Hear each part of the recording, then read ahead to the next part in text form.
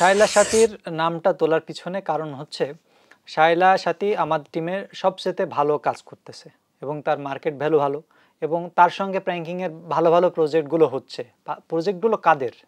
প্রডিউসারদের demand থাকলে তার কাজ হবে, এটা খুব স্বাভাবিক। একজন প্রডিউসার বলতেছে যে অমুকের কাজ চাই, তো অমুকের কাজ হবে এবং তার কাজের রেসপন্সগুলো আপনি দেখেন, যদি এরকম রেসপন্স হয় তাহলে কাজ আসবে।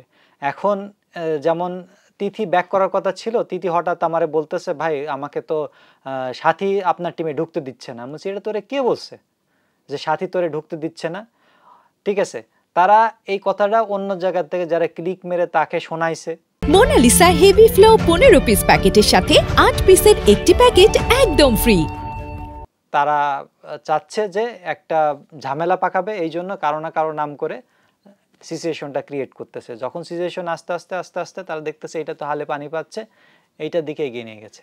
এটা আমি এখনো শুনিনি, ঠিক আছে? তো আমার দিকে কোনো কিছু হওয়ার কোনো প্রশ্ন নাই। আমি কারোর সঙ্গে আমার পার্সোনালি ঝামেলা নাই। আমার টিমে যারা বর্তমান আছে তাদের সঙ্গে ঝামেলা নাই। যারা চলে গেছে, ঠিক আছে, তাদের কোনো কারণে হয়তো বনাবনি হয় নাই, তাদের সঙ্গে ঝামেলা আছে, এই জন্য তারা টিমে নাই। কিন্তু বর্তমান যারা ততক্ষণ পর্যন্ত টিমে আছে, আমার সঙ্গে সম্পর্ক ভালো আছে বলে তো তারা টিমে আছে।